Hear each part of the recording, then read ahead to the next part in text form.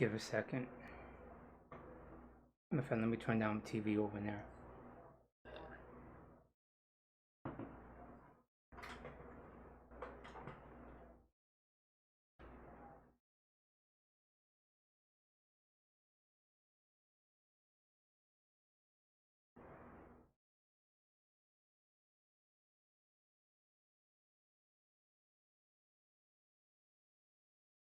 Alright. There we go. Just watching the news or whatever. Well, it's affected me. Gym shut down. Can't weightlift, so it is what it is. I already thought certain parts of it was accessible anyway, and pretty sure I got COVID-19 about a week and a half ago over there. For 2 days, I took like NyQuil, whatever. Had a little bit of a headache, whatever, and just a little bit. Nose was just almost there, so I don't know what it was, but I noticed something. It's very mild, and that was that, and then when I woke up, it was gone. I'm saying? Every time it was happening in the morning, by midday it was gone, then at night, so it happened about 2 days. It was really minor, super minor. I saw a couple other of my friends or whatever, it's basically, probably freaked out, thought it was COVID, other bodybuilders,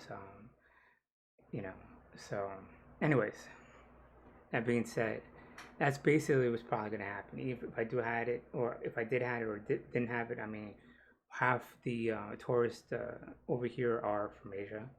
I mean, it's not the Asian virus. It could develop anywhere. It could develop anywhere in the world. I'm talking about. So it's humanity. I'm saying? It just so happens it was in Asia and in China.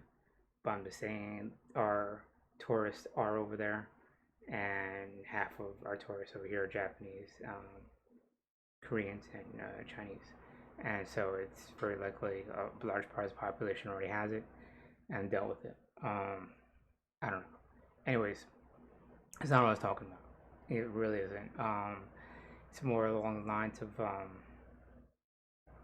some of the aspects that we don't normally see. On the way back, I was kind of mad. I saw that Corvid was streaming live, and like she has mixed feelings.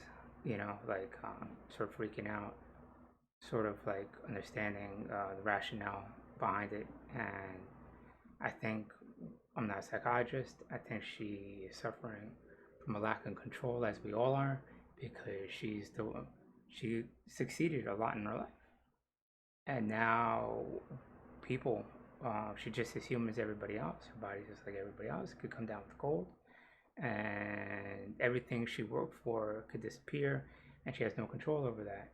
But it's not gonna happen. She's not gonna die or anything else like that. It's just like, but that compounded by not being with family, not being around love support, it's this exacerbates the problem. And that brings me to a problem that we don't normally see.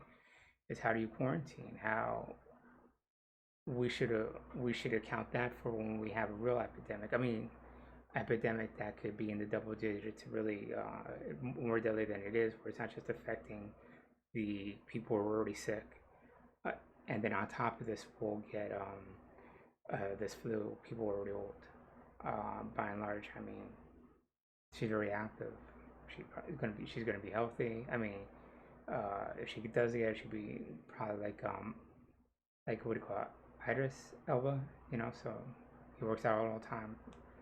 It just be, something really in the back of your mind that's sort of like that shocks you, really, to more than anything, more emotional issue than a physical, medical. Well, emotional is medical, but more of that kind of concern than a true medical, physical thing.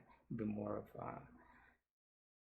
like dealing with those emotions. I mean, it's real because it does affect us on a mass level. I mean, when people start to think, on the masses or whatever, affects all of us. You know what I'm saying? So I mean, we got to be positive. I mean, because the feelings are real. Because it's real. It's really killing people. It's people are really getting sick. People are really suffering. People are really losing their jobs. People are going to have to suffer from recession. I mean, all that emotion is out there, and it's people. It's just, and plus enmity on the internet. That negativity is just actuating everything. People are freaking out, and they have every right to. I'm talking about. I mean, you can't say, oh well, that's not justified. I mean, so it's not killing you, but you still are having thoughts that are negative, and that bleed down to every other aspect of your life. And so, point being is that there needs to be a plan in the future, or even now. I'm talking about, where are you going to shelter in place? It needs to be around people to support you. If you don't, if you need that support, that social structure around you, and you already know that before this happens, there should be a plan. Of course, you don't know now. I mean, everybody's a genius in hindsight. I'm talking about, it's like, oh yeah, it's common sense. I already thought that. But sometimes you need to reiterate the common sense to people. I'm talking about, because we didn't think about it, and by the time you realize, oh well, that seems natural. Everybody already think that to begin with. I had a refrigerator dropped in, and a fly came in. I'm gonna get that guy. I swear. Anyways, so I'm saying these things need to be said sometimes, because it isn't common sense until someone states it. Someone needs to verbally express it and be like, oh, that seems natural. That's an organic thing that we should already do. So in the future, there needs to be policies how you get to those people who are going to support you to be in quarantine, right? So here you are. Quarantine's about to happen. Some industries need to stay up. Like the supermarkets and stuff like that. So they should already have on hand, those masks and everything else like that, and designated volunteers or whatever that's going to stay in work or whatever routine or whatever, or even have like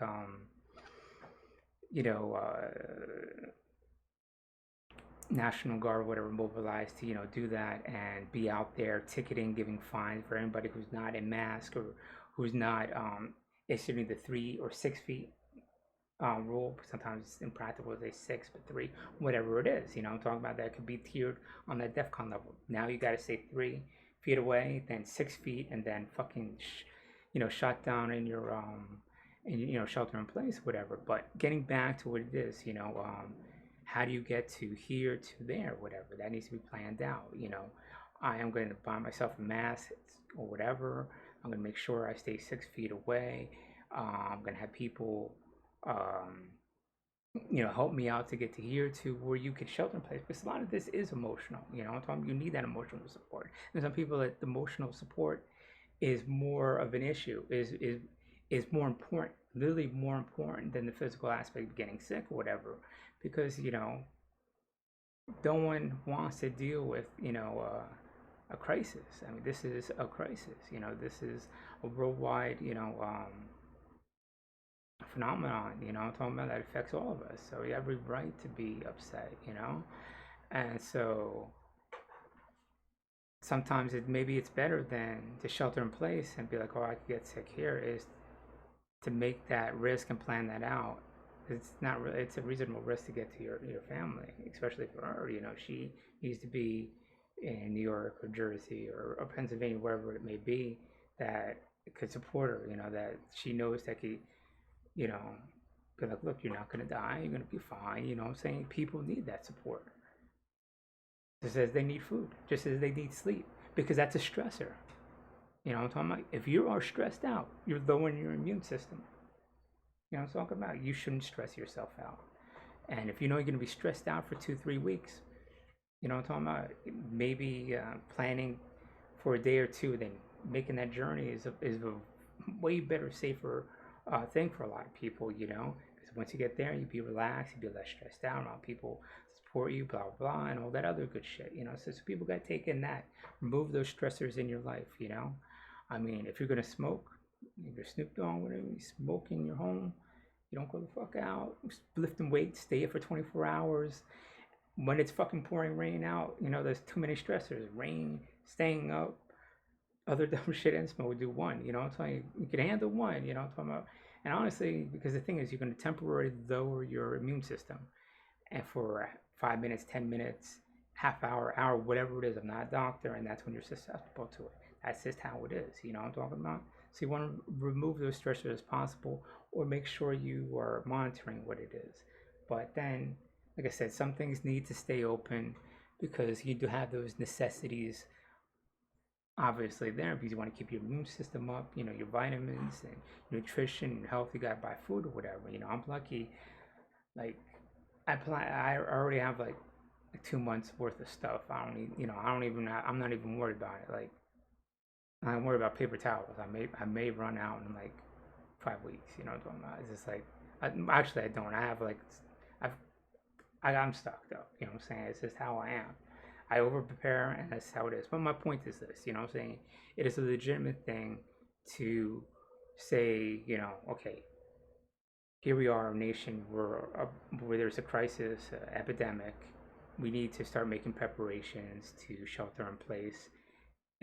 Time is now to plan to reach where you're going to shelter in place. That needs to be part of the plan in the future. Because the thing is, like, we have all these countries out here handling this epidemic. And the reality is that none of them doing it correctly. What is correctly, I don't know. But some of these elements each country is doing is really good. Some of them horrible. You know, saying we're doing things correct, we're doing things that are wrong. You know, some are over preparing, some are under preparing. There is some level that we could take these elements of all these different countries that are figuring this problem out on the go and then apply it to the next one. You know what I'm saying? So we got to make sure that we're paying attention, taking notes or whatever of what Italy's doing or what Spain's doing, what China did, what China is doing, what we are doing, what we are not doing. You know, some of the things that Italy did right or not right. Same thing with China did right or not right. So we got to incorporate it. We got to be open. Knowledge needs to be open. Nothing needs to, it needs to be really transparent. Like, and it has to be ultra honest, unbiased. As soon as someone puts an opinion for and against or whatever, you really need to be analytical about it and deconstruct this problem. So in the future we do not have this problem, you know, that to the degree that we do have.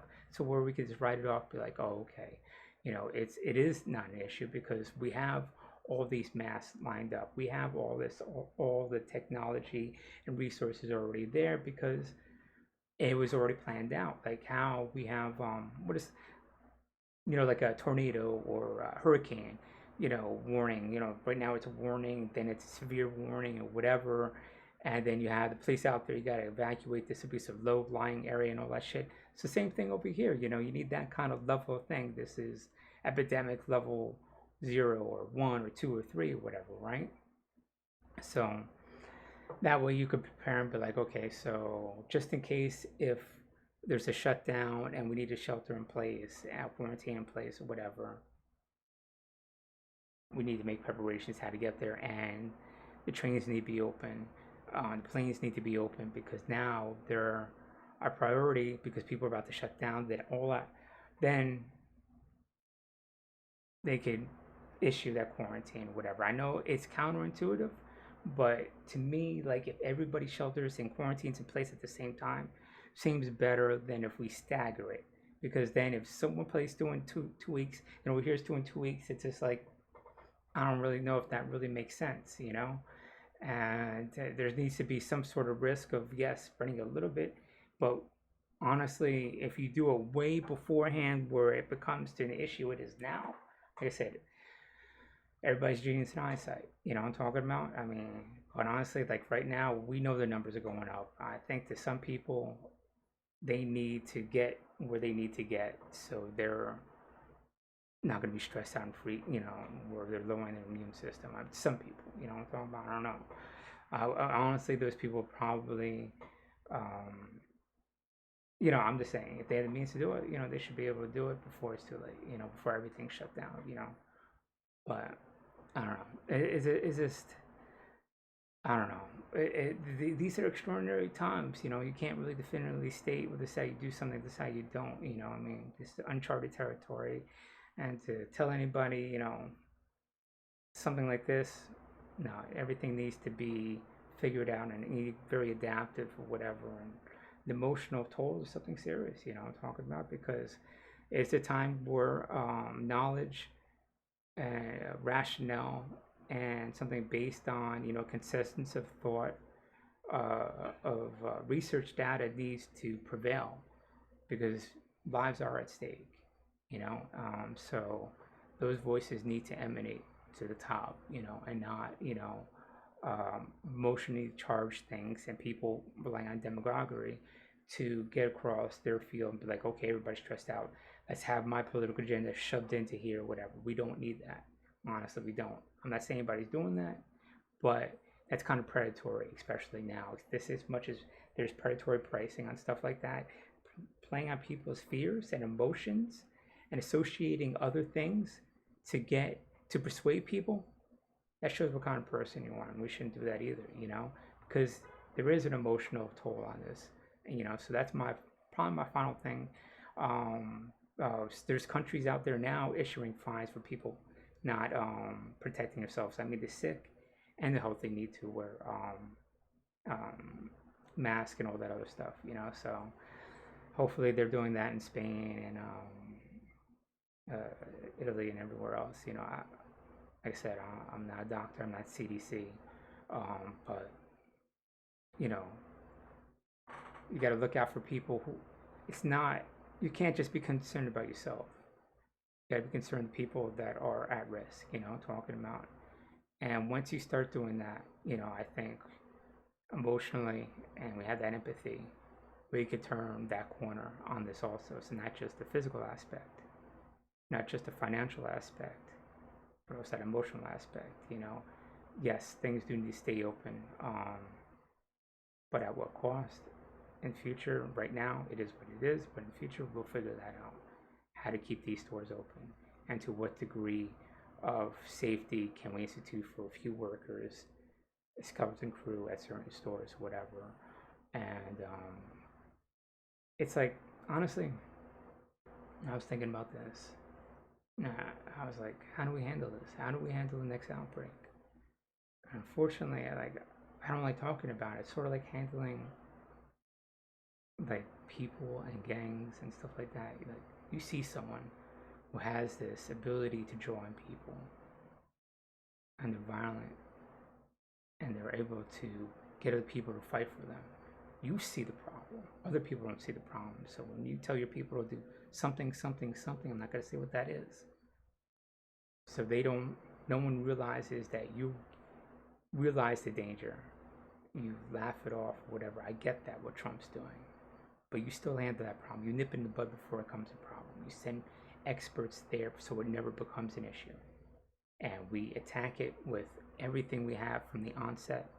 Like it's going to be an epidemic. Like it's going to be a civilization epidemic. So we don't have to reach this level. Because other people, we treat it like it is. If you treat everybody like they're a killer, and everybody has the ability to kill someone else, you know what I'm talking about? You look at the world a little differently, you know what I'm talking about? Because then you don't ever underestimate anybody. If you look at every virus as has the ability to end civilization, you tackle with everything we got from the beginning, it will never be a drain on our economy, on lives, or anything else, or have this prolonged toll on us emotionally and financially, whatever, because now we're looking at a recession because things are shut down. I'm not an economist. I don't know what's going to happen with that, but it's definitely taking it. We're definitely, as an economy, going to take a hit, because you got to look like this. Everything's is dependent on everything else. We have this democracy that enables our economy to flourish on competitive nature, which we could afford a robust military that could defend us, that defends our democracy, right? So they got that cyclical thing, but also in the economy, very simplistic. This I personally feel. You have people that need to work, that pay bills, that have their jobs in place or whatever, right? But if no one's working for them and they're not getting paid, the industry goes under. And that way there's no more jobs and nothing to buy, and then it just sort of spirals down, whatever. And if enough of the population is not there, you see that downward effect or whatever. And same thing if people are not buying stuff. I mean, that's one aspect, but we're not there. You know what I'm saying? It's not, 98% of the people survive. And it's unfortunate, that there are lives lost, whatever. But to a lesser extent, it will impact our economy because people are not allowed to work. That money is not going into our economy, and it's going to have effects up the chain, and then it's going to come back because now how are people going to work if those stores are closing down or whatever? If people are evicted and cannot pay rent, they're living paycheck to paycheck or whatever. And now if they're evicted, right? I'm fine. I'm financially, I don't have to worry about anything. The Marine Corps takes care of me. I get 4K a month no matter what for the rest of my life. I have rent taking, well, and it always increases with inflation. Not gonna become rich, but I'm taken care of. I'm just saying. If anybody was concerned or whatever, you know what I'm saying, curious. But if other people who live paycheck to paycheck and it's just one paycheck away from not paying rent, they could get evicted. Now they're out on the street. They can't purchase, or their car is now going to be towed or something disastrous. You know, they're just sort of getting by. And on the masses, macro level, whatever, there's a lot of people having that. So now the economy isn't going lower or whatever, right? And it's hurting the economy even more. So the law of the masses is taking place, and it's going to have this downward effect, whatever, right? And now if someone doesn't have the means to get to work, doesn't have a stable place to reside in, to go to work, whatever, that it affects the economy more because it takes even longer for those people to get back on their feet. Now, if that business shuts down, if a lot of businesses shut down, whatever, all those people lose their jobs or whatever. And what's there? Nothing's there to take its place, you know? Usually, two businesses come and it fills in a niche. But now, natural, organic capitalism is not taking place because companies are closing from something external. So this external thing is not built into our capitalist system, and that needs to be taken care of. How do you do it? Now that's for politicians to deal with whatever. But the earlier we do it, the better it will be before it comes too late. Before stop that spiral, before it it really it has a larger effect. Like I said, we should have nipped it in the bud. Next thing we should have nipped it in the bud. I remember even I was looking at, oh, look at Obama going, handling that outbreak of something, Ebola, 50% mortality rate. That'll never reach us. We're a first world country or whatever. No, he did the right thing. He's like, fuck, dude, you know what I'm saying? I handle that shit, right now. That thing is not going to touch, America, whatever. It's just, it is what it is. We should have sent people down there, I think we got one or two people sick, from that or whatever, but it's an acceptable to handle it there. I'm saying we should treat it like anything else. It is part of national security. And I see some other people having these like crazy tangential things, keeping people alive, keeping people emotionally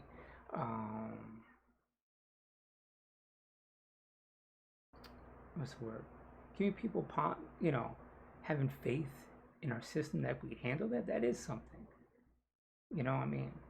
If you pick up a dollar bill, it's a piece of paper with ink on it. That's all it is.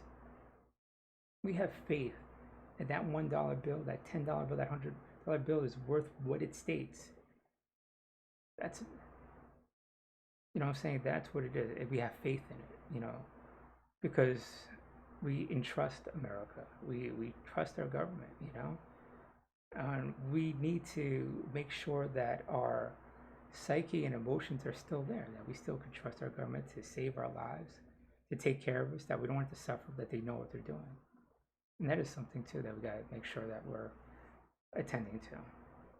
So, but as I said, sometimes, we got to remove the stressors, and it'd probably be better to make that journey to where you can shelter in place for a while around people that are in your best interests. At one point, and there's a lot of other things that are associated with that. We'll figure it out, but everybody knows we get through this, but doesn't mean that it's not real, and lives are not at stake, and lives will continue to be at stake, whatever, but yeah, we should look in the future, and we need to nip it in the bud. Every aspect of this needs to be attended to, and take it seriously. but be real about it. All right, I'm good. I'm gonna get some games in here, grind a little bit, eat some protein, toss some veggies, keep myself healthy. All right, I'm out. Hopefully that helped. Maybe just a little. If it helped out just a little bit, I'm good. If it gives you some ideas that you could grow and helps out other people, and it's adopted into an overall plan, and good. I'm glad I got my voice out there, because since I said some fines and tickets should be utilized to make sure people are not communicating the disease and preventing them to be infected, and we saw people actually getting it's horrible that people are getting fined, but the overall goal is not to get fines. It's not a cash grab. It should be that they're protecting themselves. That should be the goal. But hey, put on your stuff. That should be it. That should be the attitude. It shouldn't be like some fascist jackboot kind of stuff or whatever. But martial law. I mean, people. Anyways, said my piece. But some people need to wake up calls. Some people need to be calmed down. But both spectrums. Just want that positivity to prevail, empathy to prevail, and that's the point. Not just looking at the physical aspect and everything else is not relevant. It is relevant. It is real. All right, and make sure and if you see somebody out there off on a tangent, it is your responsibility to be real with them. Don't downplay it or upplay it. Just be real to people. And that's your job as a human being sometimes.